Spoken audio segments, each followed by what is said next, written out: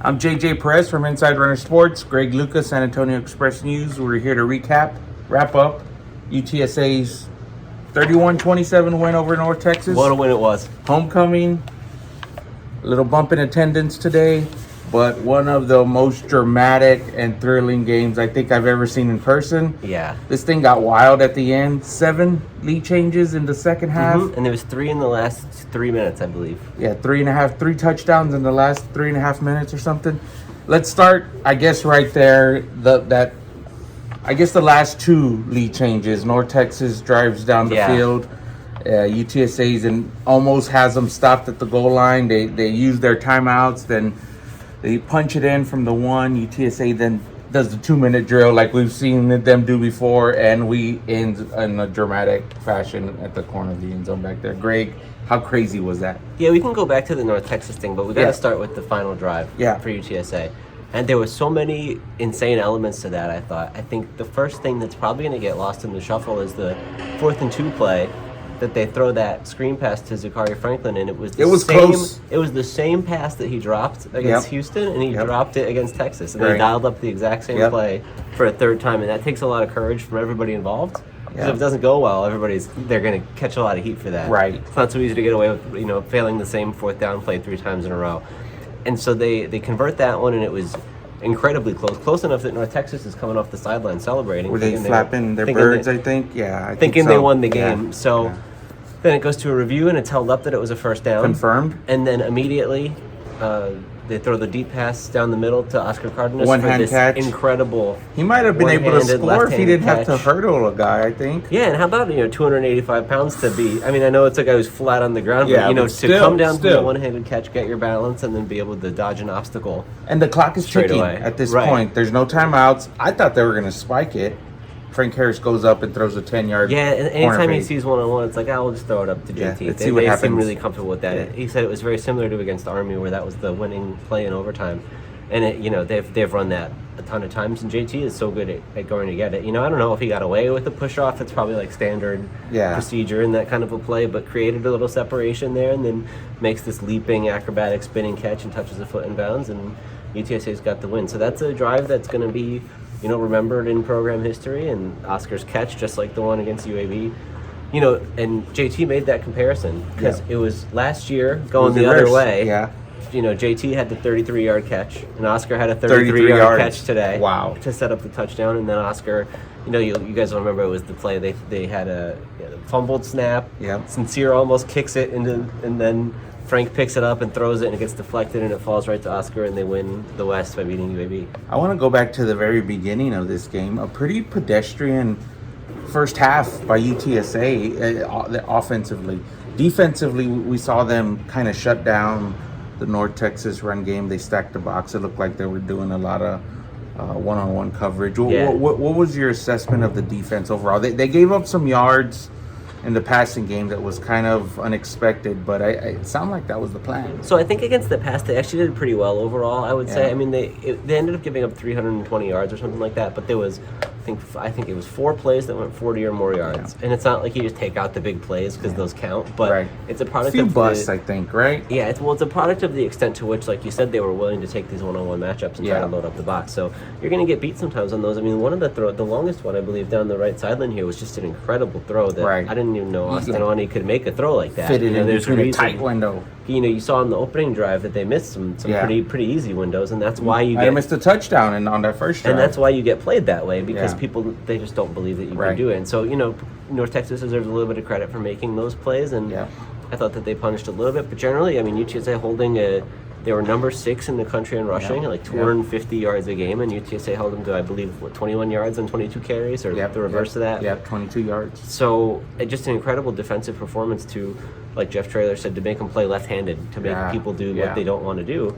And it just takes them out of their comfort zone, and then you either can force some mistakes, like we saw Corey Mayfield come up with an interception, and he played a great game all the way around, and that's sort of the product of forcing North Texas outside of what they want to run. I thought it was interesting that Coach Traylor said after the game that the defense kind of bought the offense some time to figure some stuff out, and I mean, it was a rough sledding in that first half, and I think Frank Harris was near a 50% completion rate, and they turned that thing on in the second half. They really got it going. Yeah, I think what happened was, you touched on this, North Texas just dropped a lot of people into coverage, and it makes sense UTSA's offensive line being as banged up as it is, and it was even like a good day for them because they got Ernesto Alvarez back, and they had Bentley Tasafu, who was playing some of the snaps at left tackle. He played some at guard too, and then Terrell Haynes and Kevin Davis were both out for stretches of this game, and so Luke Lopez is in there, and Walker Beatty's back in there, and so given all the shuffling and all of the inexperienced pieces that are involved on that offensive line, you would think that a lot of teams would take this kind of approach where it's like we can rush 4 or maybe sometimes even 3 guys and still create pressure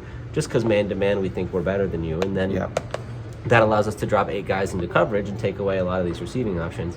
And if you end up like with the, like I don't know if like rock paper scissors is the right way to call it, but if they decide they're going to rush 3, and it's a play where UTSA like max protects with a tight end and a running back or something, now you're playing 3 on 8 trying to get open. And so it's like if you get up into one of those bad matchups, you're going to have a tough time. And I don't know that I think once they saw what North Texas was doing, they were at least having 4 or 5 guys out in the patterns, but you're still relying on your offensive line to hold up in some one-on-one battles, which didn't always happen. I think Frank got sacked 4 times, and then you're trusting your guys to get open, which with Zachary Franklin, Josh Cephas, and Decoy and Clark, they usually do. But just at the numbers game today, at times the separation wasn't there, and so it put them in a tough spot where even when Frank had a lot of time, he was either having to throw the ball away or eventually get sacked. Yeah, let's talk about the run game a little bit. Let's roll the play into the play of the offensive line into it. Frank Harris had a good game on the ground. Brendan Brady had a good game on the ground. Kavorian Barnes even looked good. He's a fixture in the offense now, I think. They're still they're still getting that production. Oh, I think over 250 today or 230 or something. Yeah, something like that. I think the jarring thing to me was that they had, I think, about 50 rush attempts. Yes. I mean, if you can run the ball 50 times, you're going to wear some people down in those lanes. They're going to start to open up, and that's why you go into the first half with only 3 points. But Jeff Traylor said we felt pretty good because we knew we were wearing them down, and they had already run about 45 plays at that point. Yeah. And so at that, coming through the second half that if you just keep pounding the rock, and obviously, you have to be able to pick up some yards to keep the chains moving and to be able to do that. But they were able to get enough of a push consistently, especially when you're up against these 3 or 4 man fronts while they're dropping everybody into coverage. You need to be able to do that, and they were able to do that. Yeah, so I don't know if it's I wouldn't say UTSA is like this elite rushing team, but I think if that's what you're going to give them, they're not like incompetent to the point where they can't run against a 3-man front or whatever. I think it was a pretty quiet 100 yards by Brendan Brady and 2 touchdowns. I mean, those are huge. It seems like he's their most trusted back at this point. So that's the perfect word, I think, trusted, because you might not get a lot of spectacular plays. He's not going to juke anybody in the open field typically, but if the yards that are there, he's going to get them, and he's not going to fumble, and that sort of thing. We've seen some special teams discussions, snafus over the last few weeks, but special teams came up clutch at the end of the game, recovering that squib kick. Yeah, I mean, I don't know, game's over at that point anyway. Yeah. But Jeff was really complimentary of the special teams, and I don't know. I'd have to go back. Kind of surprising. To be honest, I don't like special teams. I don't pay that much attention. To be totally honest, I get caught up on it from the Twitter or whatever you hear about. So, but I know Lucas Dean had that one punt that was awesome. Pinned him. And generally, I think it was more like why were they doing all these short kickoffs and kind of giving North Texas some pretty good field position was the thing that stuck out to me the most in the special teams game. So it was hard to call that a big victory. But if you say so. They did miss a field goal, too. I thought that was pretty costly. Yeah. So I don't know that it was a great special teams game, but certainly they didn't. I mean, it was enough that they were able to win, and they came through in times when they needed. I want to talk about the implications of the Conference USA standings here. Did we touch on everything on the gameplay you want to talk about? Gosh, I mean, it was so much that went on. So much. We broke down a lot of the different aspects of it. If I think of anything, I'll go back to it. But. So it seems UTSA's 4-0. They're the only undefeated team in Conference USA at this point in the season. They have the bye week next week. They are in the driver's seat, not only to qualify for the conference championship game, but almost be able to host it. Yeah, I think there's a decent path to that. I mean, the thing is, I think the biggest benefit now is that they can lose that game at UEB, which is going to be a very tough game. It's going to be hard, and they'll probably still be in the conference championship mix. And who knows? Maybe with the week to rest up and knowing what's on the line, there's going to be a chance that they come through. But this is just what coaches do. But this week, Jeff Traylor was telling us, how it's going to be. Every game is going to be close, and it's going to come down to the wire. And it's like, you're going to be a 20-point favorite against UTEP, and you're going to be a 20-point favorite against Louisiana Tech because those games are here. And you're going to go on the road to Rice, and you're probably still going to be favored by 10. So, I don't know that every game is necessarily a toss-up. Those last three should be things that UTSA can mark down as wins. So, if they beat UAB, then suddenly you're looking at a possibility of an undefeated run through the conference. And if you lose that one, everybody else has already taken a loss. So, at worst case, you're playing at UAB. No, because they already lost twice. So it seems unlikely that this, would come back to haunt you, even if you were to lose that game. So that's why it puts them in a prime position. They're in a great spot. And then I guess there's the potential for tiebreakers. Yeah, I don't actually. To be honest, I'm not sure how it works, and I wouldn't be surprised if they didn't announce it and nobody knows how it works. But I guess we'll kind of cross that bridge when we come to it. Yep.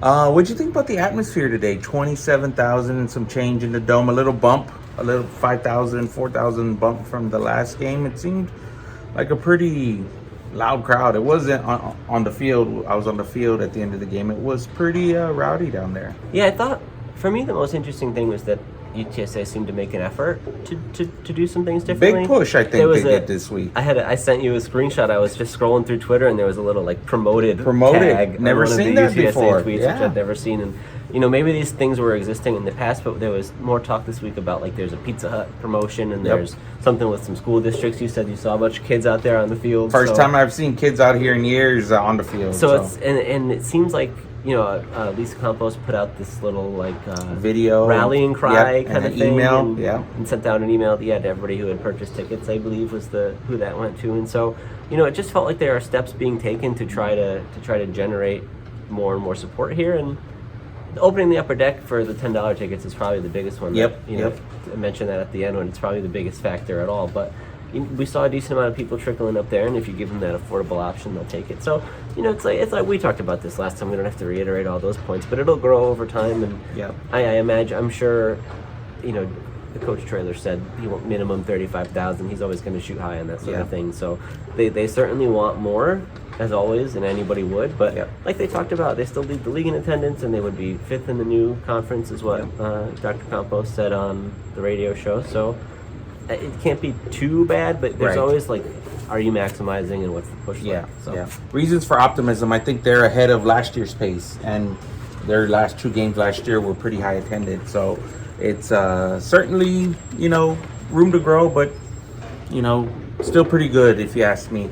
Greg, let's talk about the injury situation. Rashad Wisdom was out after the game. He tweeted that he is having season-ending surgery, but he will plans to return next season. That's a huge blow to UTSA, I think. It is, but they're fortunate that it's one of the rare, it might be the only position group on the team where you have a single-digit guy who doesn't start. Yeah. So, you can put Kelechi out there, Kelechi Nwachukwu, and he's going to hold it down. I thought he was great today, So, I don't know that, Rashad is the Conference USA preseason player of the year for a reason, and there's a lot that he brings to the table, but I don't know that they're going to be in a position where it completely changes the defense, they can't function without him. Clearly he's one of their elite players, but I think that they can find a way to make it work with the talent that they have back there. And I've spent a lot of this year wondering where Ken Robinson is and why we don't see him more. So if he's on the field more often as a result of this, then that's certainly a decent outcome too. Yeah, I was thinking more from the leadership standpoint. He's that's a good probably point. The heart and soul of that defense. But I think. He could still be around quite a bit. I don't really know what that's going to look like. You're right. If he's still in all the meetings and he's still kind of doing that sort of presence and practice, that works. And if not, they have... Well, maybe they don't have the most vocal. It'd probably be Dadrian Taylor. Yeah, Dadrian. I'm sure that, now that he's healthy, it seems like he's probably going to be a guy who can take up that mantle if they need one central vocal guy. We saw Joe Evans come back at D-line and Ernesto Alvarez come back at offensive line. So and Bentley, like we talked about. And Bentley, but Bentley looked banged up after this and then game. he went down again and missed, I don't know how long. It felt like he wasn't out for really that much time, but he did miss some snaps because he went down again. And it'll be... It feels like intuitively when you're in that situation where you're just kind of on the fence, I can play, but maybe not all the snaps. That seems like the kind of injury where a week off helps. Right. And so I would imagine that we'll see a stronger group coming back against UAB. Yeah. But it also depends on, there could be others too, like Payne Hebert. Yeah. And they mentioned that he could be. Yeah. I saw him on the sidelines. I don't think he was in full uniform, but he's he's around. He's doing stuff, and there's a potential that he could get involved too. So we'll see how much this extra week really helps them. And I think it's all the guys who aren't on the injury report too. Yeah. Just yeah. whoever's got a knee or a shoulder or an ankle or something that they can really finally get back to 100%. Like Traylon Smith probably, I still think there's a belief that he's the most talented running back in the roster. I don't believe he's 100% as well. If he's a guy that they can finally get that ankle all the way right, maybe we could see something special from him, because today he was not all that productive, and the most noteworthy thing he did was when he threw the ball at the ref and got the 15-yard penalty for that. So to me, I think I wrote this week in my column, that's the one thing I think that can derail this team from defending their Conference USA championship. They've done great to this point, but at some point, in these last 4 games, do they have to get healthier? Right. Jeff Traylor said something. What was it saying? The healthy teams don't win championships. Tough teams do. Tough teams do, and they're tough. So, really, when you look at it in the big picture, the ones that they know that they're going to be without for the year are Brandon Matterson and Mekhi Hart and Rashad Wisdom. Those are 3 really big ones. Maybe of your 3 best players, you could make that argument outside of Frank Harris. But I do think that they can find a way to work around it. I don't think that it's crippling. The harder thing to deal with is what we saw at different times with this offensive line group, where it's the same position getting hit over and over and over again. I think if you're losing one big guy at each spot like that sucks for them, but they can still navigate it, I would imagine. Yeah. Well, Greg, we're finally here at the bye week, 8 weeks later. Hell yeah, Are you excited to get some time off? No, I'm just going to do different stuff. No time off, it's steady just grinding. All the things that I don't do because it's not the bye week, I do while it is the bye week. So, yeah. But they're going to get more out of it, hopefully. Yeah, I think I wrote that this North Texas game was Game of the Year number 2, and that certainly lived up to the hype. And I got to say, maybe the next game in 2 weeks against UAB may be Game of the Year 3. Well, it's crazy. We've seen so many exciting finishes since Coach Traylor started here. It's wild. I should remember the number because I just wrote it, but it was something like, I don't know, like 26 out of 30-something games is coming down to one score in the fourth quarter, and I think they're 16-6 now, so I could do the math, and it was 22 out of something games that they play these really tight margins. And I don't know, for you, where is this one going to rank in terms of the program history moments, in terms of just the excitement to Top do this 5 in a rivalry game? It's crazy, yeah. I mean, they downplayed the rivalry this week. But there's the revenge factor from last year. Is in there. Whether it was they're going to talk chippy about out there. It or not. They were getting after it in pregame. There was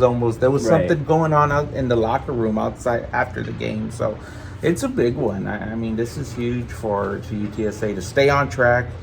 And man, the cardiac Roadrunners just I don't think what happened last year can be overlooked. Yeah. To go in there with an 11-0 record, a chance to finish an undefeated season, and to get really pushed around to the extent that they did had to be something that was sitting with them. And we didn't ask about it particularly post game. There was just so much else going on. But Oscar Cardenas brought it up and said they had to get that taste out of their mouth. So I do think that was a big factor as well. And you add in the rivalry component and the last undefeated teams going up against each other, and there was a lot on the line today, and the game lived up to all of the circumstances that made it an exciting look on paper. Yep, the Roadrunners come away with a big, huge one. Greg, we hit on everything. You ready to get out of here? I feel like we did pretty well. Yeah. The people will tell us if we didn't. It was great to be back. We hadn't done one of these in a few weeks. My schedule's been pretty crazy. It's probably my fault more than anything. Well, we'll get it back where we can. Yeah, we'll see you guys in 2 weeks at UAB. Hell yeah, we'll be there. Greg Lucas, San Antonio Express News, JJ Perez, Inside Runner Sports. Thanks for watching, everyone.